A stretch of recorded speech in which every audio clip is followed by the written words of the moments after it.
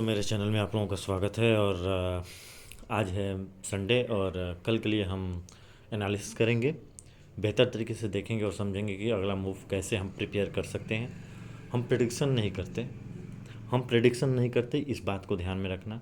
हम अपने आप को प्रिपेयर करते हैं और चार्ट को बेहतर बेहतर तरीके से समझने और सीखने की कोशिश करते हैं। हम प्रिपेयर करते हैं।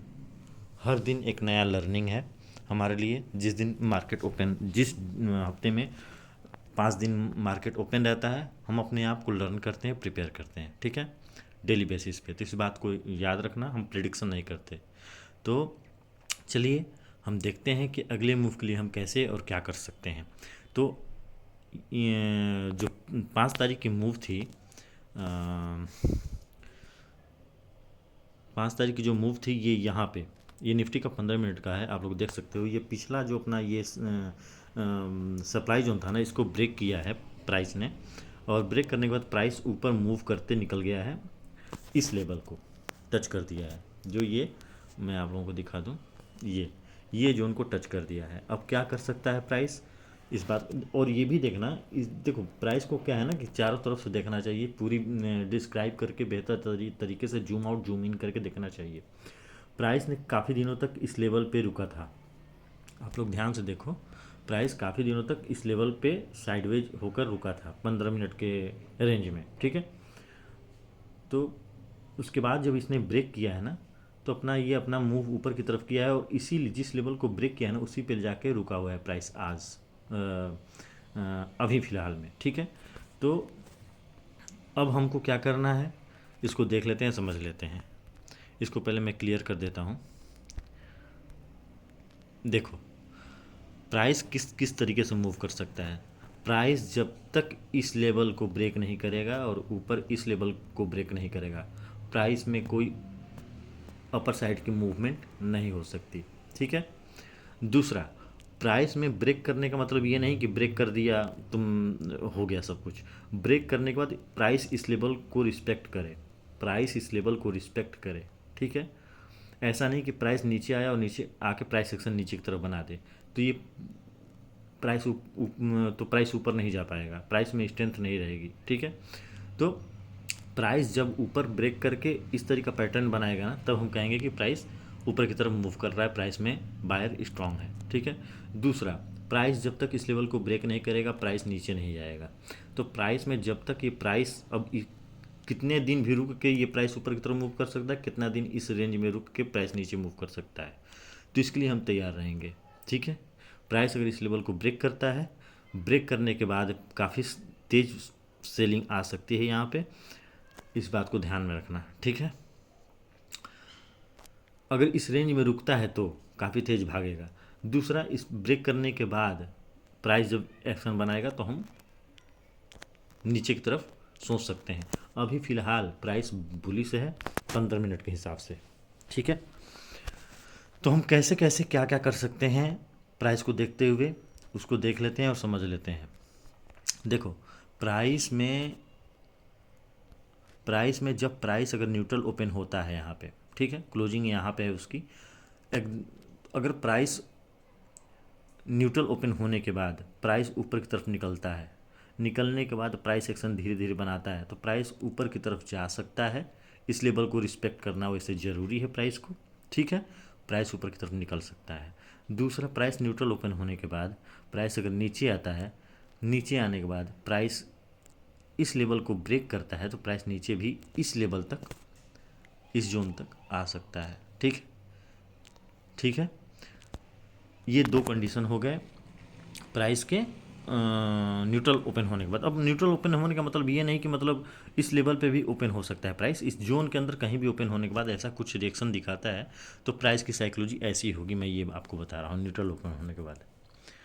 दूसरा, प्राइस अगर गैप अप ओपन होता है कहीं, प्राइस में अगर ज़्यादा गैप अप ओपन हो गया तो उसमें सेलिंग आ सकती है। प्राइस के अंदर सेलिंग आने के बाद प्राइस इस लेवल पे जाके कहीं रुकेगा, सस्टेन करेगा। रुकने के बाद अगर ऊपर उठता है रिवर्स, तो जहाँ से वो गिरा था वहाँ तक जा सकता है। या फिर अगर प्राइस यहाँ पे रुकने के बाद ऊपर की तरफ मूव नहीं करता, नीचे की तरफ करता है, तो इस लेवल तक आ सकता है, अपने पिछले स्विंग तक आ सकता है, ठीक है। ये दो कंडीशन है। दूसरा, अगर गैप अप होने के बाद बाइंग आती है तो बाइंग आने के बाद प्राइस में स्ट्रेंथ रह सकता है, प्राइस एक्शन बना के ऊपर निकल सकती है, ठीक है। या फिर प्राइस गिर के साइडवेज भी हो सकती है, कुछ दिन तक रेंज में रह सकती है, 1-2 दिन, ठीक है। तो इस बात के लिए प्रिपेयर रहना, प्राइस की साइकोलॉजी बिहेवियर को देख के ही हमको ट्रेड पंच करना है, रैंडमली जल्दीबाजी नहीं करनी। इस बात का याद रखना, इस बात को याद रखना आप अपने जहन में, दिलो दिमाग में इसको बैठाना कि ट्रेड छूट जाए मंजूर है, बट कैपिटल हमारा लॉस में ना जाए, हमारी कैपिटल, हमारी पूंजी, हमारी पोजीशन बचने की कोशिश करो डेंट लगने से, ठीक है। अब चलते हैं गैप डाउन। गैप डाउन अगर इस लेवल को ब्रेक कर देता है प्राइस, ज़्यादा गैप डाउन नहीं होता है, नीचे थोड़ा सा नीचे अगर ओपन होता है प्राइस इस लेवल के नीचे ओपन होने के बाद प्राइस में सेलिंग आ सकती है, प्राइस में सेलिंग आएगी, आने के बाद प्राइस इस लेवल को टच कर सकती है। उसके बाद प्राइस अगर इसको नीचे आना है तो इस लेवल को भी टच करेगी, इस लेवल को भी टच करेगी, ठीक है। अगर प्राइस में सेलिंग आती है, आने के बाद प्राइस एक्शन बनाता है, प्राइस इस लेवल पे कुछ देर रुकता है, प्राइस एक्शन छोड़ो, मैं सेलिंग आने के बाद प्राइस अगर इस लेवल पे रुकता है, कहीं रुकने के बाद अगर रिवर्स भी करता है, इस यहाँ पे अगर बायर इंटरेस्टेड होते हैं इस लेवल पे रिवर्स करेगा, तो रिवर्स करने का मतलब ये है कि जहाँ से प्राइस गिरा है ना वहाँ तक जा सकता है, ठीक है। अगर नहीं जा पाता तो प्राइस नीचे की तरफ प्राइस एक्शन बना के नीचे भी आ सकती है, इस लेवल को टच कर सकती है, इस लेवल को भी कर सकती है, ठीक है। अगर प्राइस ज़्यादा गैप डाउन ओपन होता है इस लेवल पे, कहीं इस लेवल के आसपास, इस लेवल के आसपास, इस लेवल को तो छोड़ो, इस लेवल के आसपास रिसेंट जो बता रहा हूँ, क्योंकि प्राइस की साइकोलॉजी यहीं से चेंज हुई थी अपसाइड के लिए, तो मैं इस लेवल को इसलिए ले रहा हूँ।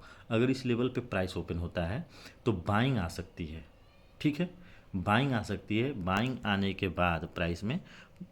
बाद प्राइस यहाँ पे कुछ देर रुकेगी, रुकने के बाद अगर ऊपर निकलती है इस लेवल पर रुकेगी, रुकने के बाद अगर ऊपर निकलती है तो इस लेवल को टच करेगी, नहीं निकलती तो प्राइस रिवर्स आ सकती है, जहाँ से ओपन बाइंग आया था वहाँ तक जा सकती है, ठीक है। समझ रहे हैं आप लोग? 2-3 बार वीडियो देखिएगा, मैं ज़्यादा मतलब आप लोगों को ये ड्रॉ जो मैं करता हूँ ना इसमें आप कंफ्यूज मत होइएगा। कर्सर को मैं बार बार करता हूँ, कर्सर को ध्यान में रखिएगा, कर्सर को ध्यान में रखिएगा, ठीक है। अब चलते हैं बैंक निफ्टी पे। बैंक निफ्टी में भी सेम वैसा ही है, इसको मैं क्लियर कर दूँ पहले। बैंक निफ्टी में भी प्राइस अगर इस लेवल को ब्रेक करती है तो इस लेवल को टच कर जाएगी। प्राइस अगर इस लेवल को ब्रेक करती है थोड़ा बहुत तो सेलिंग आ सकती है, इस लेवल पर अगर रुक के प्राइस रिवर्स करती है तो इस लेवल को टच कर सकती है, अगर नहीं रिवर्स कर पाती तो इस लेवल पे आ सकती है प्राइस, ठीक है। दूसरा, अगर इस लेवल पे प्राइस खुलती है तो बाइंग आ सकती है, क्योंकि पिछली हिस्ट्री के अकॉर्डिंग यहाँ से बाइंग आई थी, तो इस लेवल पे बाइंग आ सकती है। बाइंग आने के बाद प्राइस में यहाँ से अगर बाइंग आती है तो बाइंग आने के बाद प्राइस इस लेवल पे कहीं रुकेगी, रुकने के बाद प्राइस एक्शन अगर बना के ऊपर निकलता है तो अपने हाई को टच कर सकता है, अगर नहीं कर पाता इसको ब्रेक तो प्राइस रिवर्स करके इस लेवल पे आ सकती है, ठीक है। ये गैप डाउन का है। न्यूट्रल अगर ओपन होता है प्राइस, न्यूट्रल ओपन होने के बाद प्राइस अगर नीचे आती है प्राइस एक्शन बना के तो इस लेवल को टच कर जाएगी, टच करने के बाद प्राइस अगर रिवर्स करती है तो फिर वापस इसी लेवल पे अपने हाई पे चली जाएगी, अगर नहीं जा पाती तो प्राइस रिवर्स इस लेवल को टच कर जाएगी, ठीक है। न्यूट्रल ओपन होने के बाद प्राइस में बहुत सारे, मतलब कहने का ये मतलब है कि इस लेवल को और इस लेवल को ब्रेक करना इंपॉर्टेंट है इसको। अगर प्राइस को नीचे आना है तो इस लेवल तक आना है तो प्राइस को इस लेवल को ब्रेक करना पड़ेगा, अगर ऊपर जाना है तो इस लेवल को ब्रेक करना पड़ेगा, ठीक है। प्राइस में अगर प्राइस गैप अप ओपन होता है कहीं यहाँ पे तो सेलिंग प्रेशर आ सकता है, इस लेवल को टच कर जाएगा, यहाँ पे कुछ देर होल्ड करेगा, होल्ड करने के बाद अगर रिवर्स करता है तो इस लेवल पे टच करेगा जहाँ से गिरा है प्राइस, अगर नहीं करता है रिवर्स तो प्राइस इस लेवल को टच कर जाएगा, ठीक है। अगर इतनी गैप अप नहीं खुलती है, प्राइस माइनर मतलब थोड़ा सा गैप अप ओपन होता है तो बाइंग आ सकती है। बाइंग आने के बाद प्राइस इस लेवल को टच करेगा, बाइंग आने के बाद देखेंगे प्राइस कहाँ तक जा सकता है, जहाँ पे प्राइस रुकने की कोशिश करेगी वहाँ पे हम अपनी पोजीशन को निकालने की कोशिश करेंगे या फिर थोड़ा पेशेंस रखेंगे।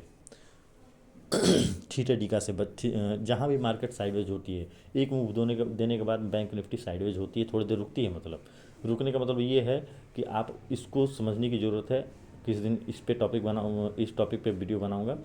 थीटा डीके से बचना है आपको, क्योंकि वो पिघलता रहेगा, ठीक है, मोम की तरह पैसे आपका वो मतलब वो जाता रहेगा, ठीक है। उस समय का गेम है। तो मिलते हैं नेक्स्ट वीडियो में। अपना ध्यान रखिएगा और अपनी फैमिली का ध्यान रखिएगा। बाय।